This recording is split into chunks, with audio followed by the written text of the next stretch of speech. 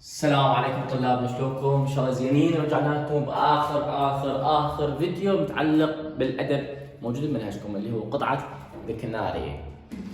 الكناري هي واحده من مؤلفات كاثرين مانسفيلد اللي اخذناها بالفيديو السابق اللي بعدنا على السبوره. اول شيء الكناري تحكي عن شنو؟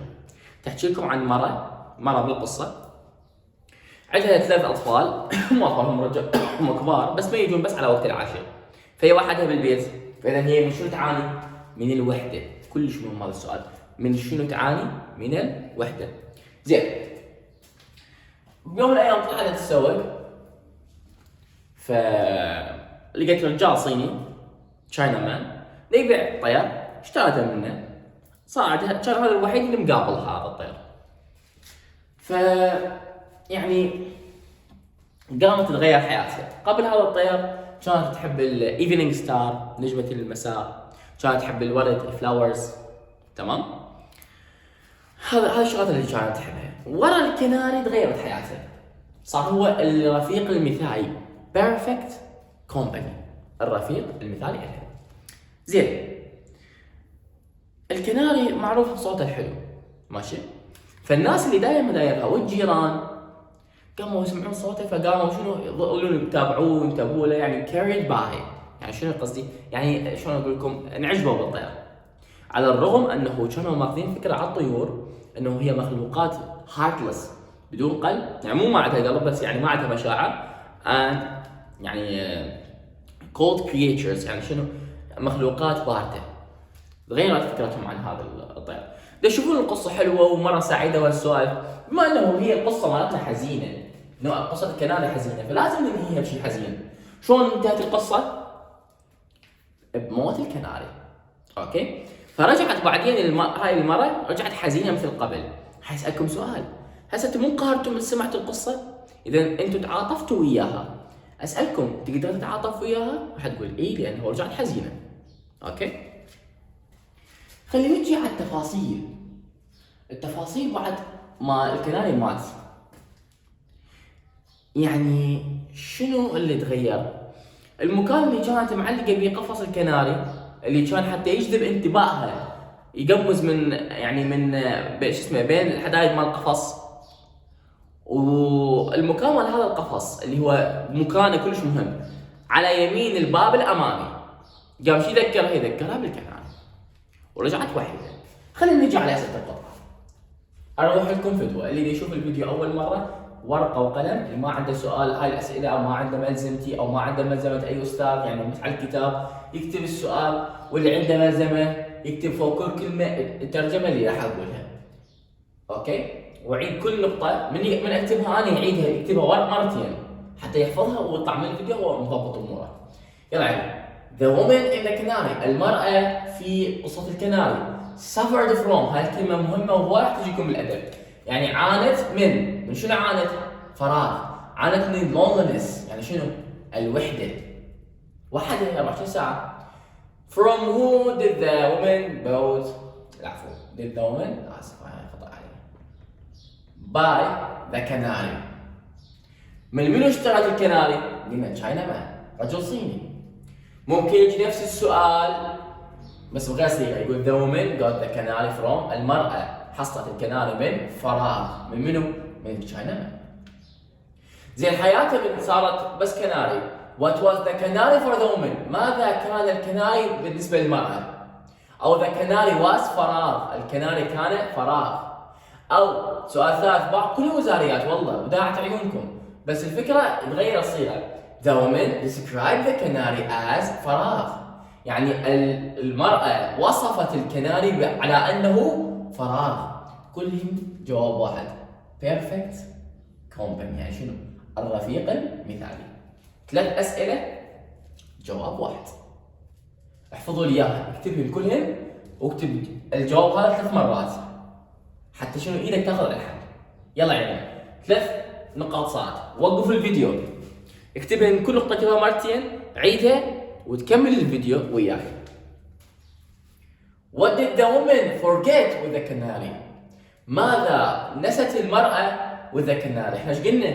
هي قبل الكناري كانت شو تحب؟ ننتقل للسؤال 14 يمكن ما واضح بالتصوير فراح اكتب لكم اياه لي فوق. راح اقول السؤال 14 يقول what اخاف كلش ما مبين حق لكم what did the canary هذا مو من العفو انا اسف like before the canary يعني شنو؟ يعني ماذا احبت المرأة قبل الكناري؟ الجواب راح يكون flowers يعني شنو flowers؟ الازهار and evening star نجمة المساء.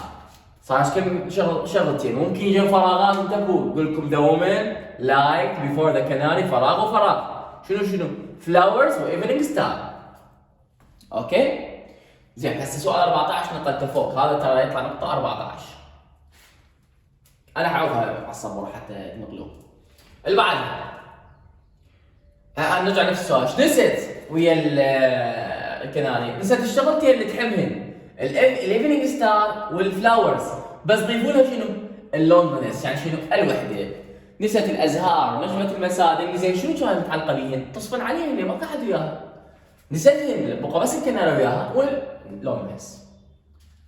ممكن يجي سؤال فراغ the woman in the canary forgot نسيت فراغ فلان وفلان وفلان. اوكي كلهم يكتبون حتى اذا اعطاكم فراغين. People were carried by الناس كانوا يعني مشغوفين بشغله. شنو هاي الشغله؟ فراغ. او ممكن يقول لكم what were people carried by بماذا كان الناس ملهوفين؟ او السؤال الثالث people carried by people الناس يعني نقول لكم were carried by يعني كانوا مشغوفين by فراغ او تكمل عفوا singing of the canary غناء الكناري. true or false؟ true. حبوا الغناء مالته. اذا سالكم سؤال هيجي سؤال مباشر تقولوا له الجواب هذا people carried by the singing of the canary يعني هذا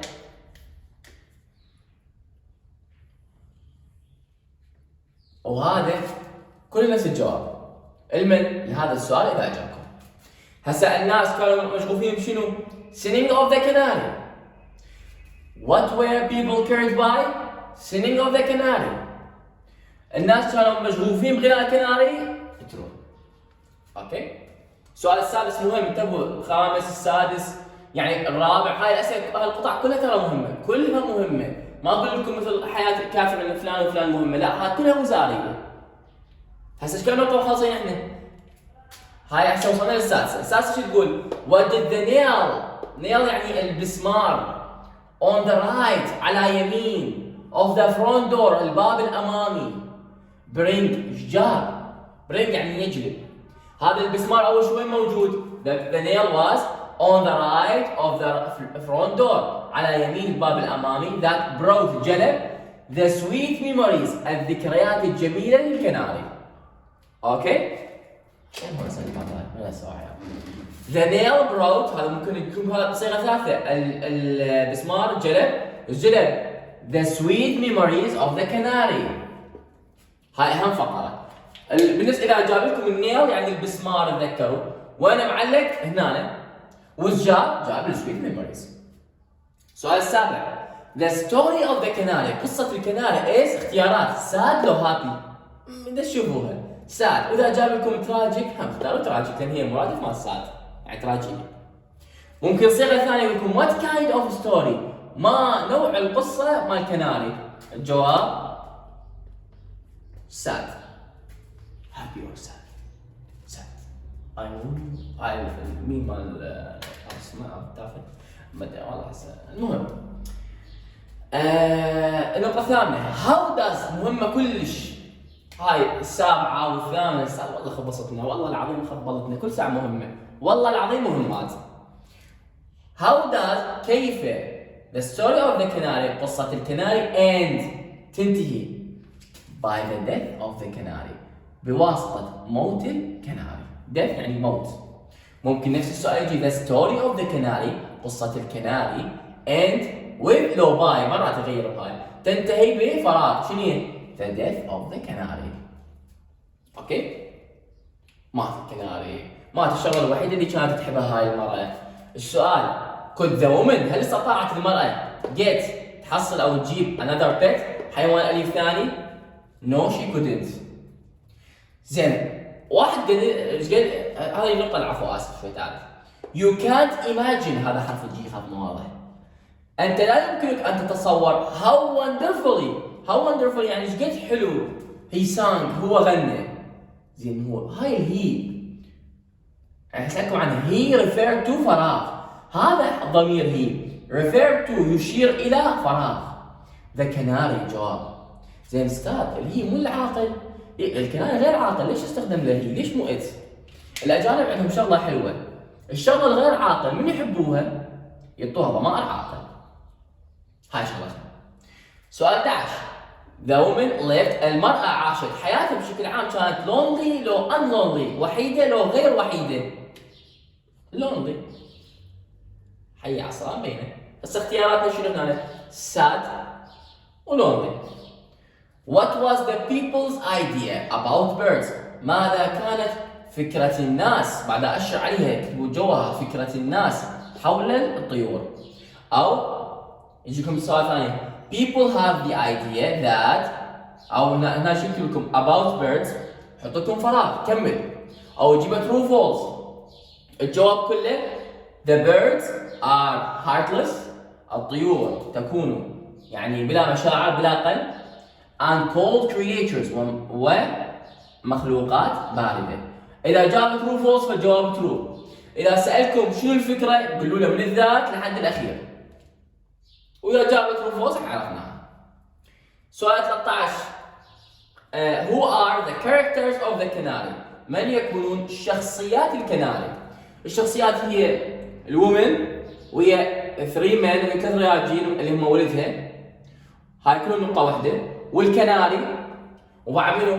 التشاينا مان. الومن والكناري والتشاينا مان هذول الأساسيين، حفظوهم وومن والكناري والتشاينا مان ليش تعتبر؟ هذول 3 شخصيات أساسية. 14 كتبنا لي فوق. سؤال 15 خاف مو واضح فخلينا نمسح ال 14 كتبوا قبل لا نمسحه. راح شو يقول لكم بالسؤال 15 الثري مان الرجال 3 اللي هم ولدها were not interested، لم يكونوا مهتمين in the canary. true or false؟ بدون تفكير حي على الصلاة، ما دام لم يكونوا مهتمين فترو، هم الأم ما اهتموا عاد الكناري. اوكي؟ زين هسه احنا كملنا هاي، بقى السؤال الوزاريات مهمات. ال 16 يقول do you sympathize، هل تتعاطف with the woman، تتعاطف في المرأة؟ الجواب yes because she lost her company يعني رفيقها مو شركتها and became lonely again وأصبحت وحيدة مجددا. وال 17 والأخير what did the canary، ماذا الكناري do فعل to attract، ترجم وياي attract يعني يجذب attention الاهتمام. he used to اعتاد أن hope يعني يقمز and tap against the bars ويضرب القفص ألواح القفص. لحد هنا انتهينا وانتهت محاضرتنا الخاصة بالكناري. وآخر سؤال والسؤال الأخير هذا 18 أيضا أنتم تكتبوه واجب وكلش مهم اللي هو could بعد يبيع يمي هذا could the flowers sympathize with يا بدي كافي مولد البياع with the woman. إذا ما سمعتوا ترى يبيع طحين بمولد أو ما أدري شنو اللي هو بالفرع الفلاني شلون صوت يوصلنا ما أدري.